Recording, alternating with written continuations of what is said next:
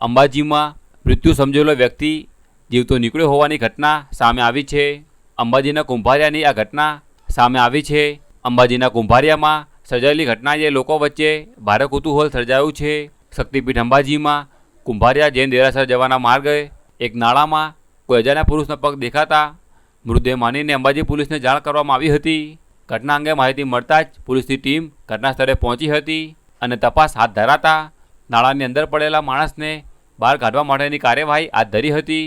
માણસના પગ હલનચલન થતાં જીવિત હોવાનું લાગતા પોલીસે તાત્કાલિક નાળામાંથી તે વ્યક્તિને બહાર કાઢવા પ્રયાસ હાથ ધર્યા હતા। જોકે ભારે જહેમત બાદ અંગે નાળામાં ફસાયેલા વ્યક્તિને જીવિત બહાર કાઢવામાં આવ્યો હતો। જોકે આ વ્યક્તિને બહાર કાઢતા જ સ્થાનિક લોકો સહિત પોલીસમાં પણ આશ્ચર્ય ફેલાયું હતું। તાત્કાલિક 108 એમ્બ્યુલન્સ મારફતે આ વ્યક્તિને અંબાજીની જનરલ હોસ્પિટલમાં મોકલવામાં આવ્યો હતો।